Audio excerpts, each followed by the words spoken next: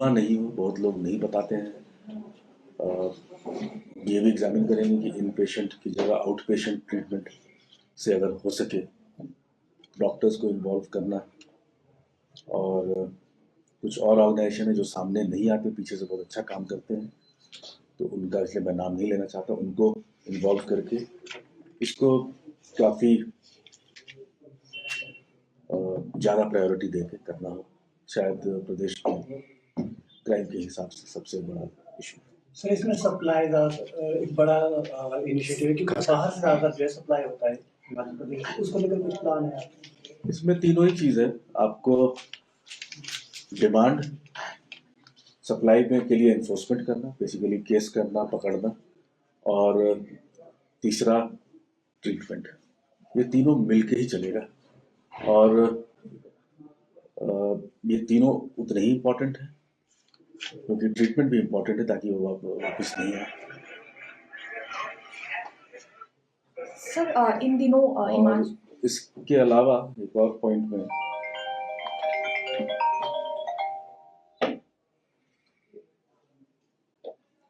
On silent मैं भी कर रहा हूँ। और ये तीनों मिलके ही स्ट्रैटेजी होगी, ट्रीटमेंट एंड रिहैबिलिटेशन। और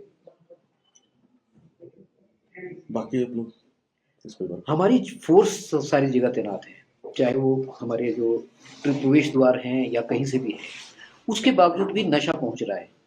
तो क्या लगता है कि किस स्तर पे खामियां पहले रही हैं, अब क्या करने की जरूरत है? तो मैं लगभग आपको बता ही दिया हूँ, जब तक डिमांड रहेगा तो सप्लाई कहीं कहीं से आ जाएगा, हर जगह पुलिस मौजूद तो बनी सकती है ना। मुझे एक्चुअली तो नहीं मालूम है, लेकिन 1000 किलोमीटर से काफ़ी ज़्यादा ही बॉर्डर होगा, और ये इंटरनेशनल बॉर्डर जो है ये हर जगह BSF या ITBP होगी। लोगों का आदान आना जाना, खेत है, खेत का एक पार्ट इधर है एक पार्ट उधर है, तो ये तीनों चीज़ मिलकर हमको करना। सर लोकसभा का चुनाव चल रहा है, किस तरह की व्यवस्था रहेगी? राष्ट्रपति का दौरा भी है, तो क्या सुरक्षा व्यवस्था के इंतजाम किए गए हैं? महामहिम राष्ट्रपति मैडम का पहले भी प्रोग्राम हुआ है, और उसी लाइन्स पे पूरी व्यवस्था हो गई है, और पहले की तरह इस बार भी सुचारू रूप से हमारे SP और अन्य ऑफिसर्स जो लगे हुए हैं। सर माल रोड और रिज मैदान पर भी उनके घूमने का कार्यक्रम है, क्या आम लोगों के लिए बंद रखा जाएगा उस दिन जिस दिन वो घूमेंगे, या फिर उनके लिए भी खुला रखा जाएगा? क्योंकि अक्सर देखा जाता है कि अव्यवस्था हो जाती है, लोग बड़ा हो जाते परेशान होते हैं क्योंकि पूरे बंद कर दिया जाता है। ये डिसीजन सिक्योरिटी असेसमेंट, और इसमें कई एजेंसीज इन्वॉल्व हैं, सेंटर के भी स्टेट के भी, उसके बाद ही लिया। और सर इन दिनों हिमाचल प्रदेश में महिलाओं के साथ काफी ज्यादा दुर्घटनाएं पेश आ रही हैं, महिलाओं की सुरक्षा के लिए सर कोई खास कदम आपकी ओर से रहेंगे?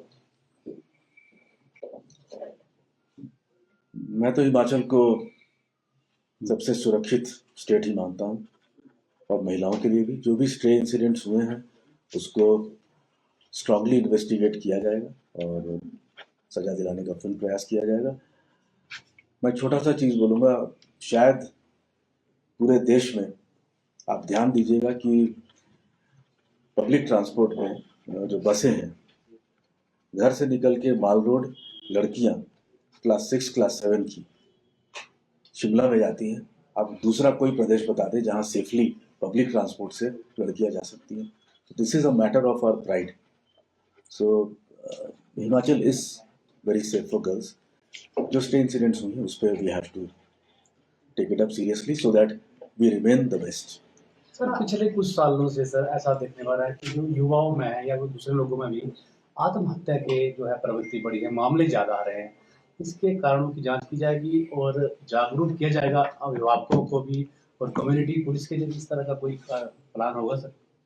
सर एक बार रिपीट कीजिए। सुसाइड के केस बढ़े हैं सर युवाओं में, खासकर और पिछले कुछ सालों से बहुत सारे बढ़े हैं, तो क्या कम्युनिटी पुलिस या फिर लोगों को जागरूक किया जाएगा इसके बारे में और अभिभावकों को जोड़ा जाएगा इसके साथ, ताकि जो आत्महत्याओं के मामले हैं सर वो? मैं इसको एग्जामिन करना चाहूँगा। एक तो पहला चीज़ डेटा, दूसरा चीज़ कि क्या ये ड्रग्स या किसी और चीज़ से रिलेटेड है कि नहीं।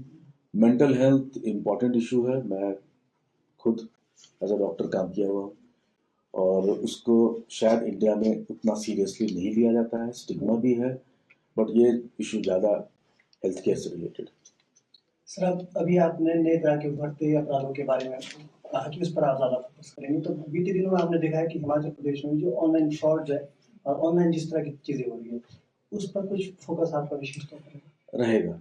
ड्रग्स के बाद मुझे लगता है कि साइबर क्राइम पे हमें, क्योंकि फॉर्चुनेटली हमारे यहाँ ऑर्गेनाइज्ड गैंग और ऑर्गेनाइज्ड क्राइम नहीं है या नहीं के बराबर है, तो साइबर क्राइम में रहेगा। ज़्यादातर ये क्राइम जो है विक्टिम हमारे यहाँ है, क्राइम करने वाले बाहर से हैं, संख्या बहुत ज़्यादा है। एग्जैक्ट नहीं आपको बता पाऊंगा, अप्रॉक्सीमेटली 60,000 कंप्लेंट आ रहे हैं साल में, इसमें से कोई 20-22 हज़ार को हम जो नंबर जो है सेंट्रल गवर्नमेंट वाला उसके माध्यम से हम उसको यूज़ कर रहे हैं क्या, तो और बाकी फिर हम कुछ केस रजिस्टर कर रहे हैं, तो उसमें ध्यान देना जरूरी है और संख्या बहुत ज़्यादा है, लोगों का काफ़ी लॉस हो रहा है। सर जैसे हिमाचल की ट्रैफिक की सबसे बड़ी समस्या है, जैसे शिमला आ रहे हैं पर्यटक, वो आ रहे हैं, तो आप भी बोल चुकी हैं, बाकी फिर से उनको बोल ही चुकी हैं। चलो सर, ट्रैफिक का इशू तो बहुत बड़ा ही है, ट्रैफिक पे क्या प्लान रहेगा?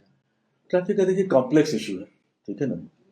एक तो है रोड का साइज, ठीक है, कई जगह बढ़ाए नहीं जा सकते हैं। शिमला में आप कैसे बढ़ाएंगे, बिल्डिंग तोड़ के बढ़ाएंगे, कैसे बढ़ाएंगे। और डिसीजंस जो है रोड इंजीनियरिंग, हम पुलिसिंग इशू नहीं है, पीडब्ल्यूडी या वो देखते हैं।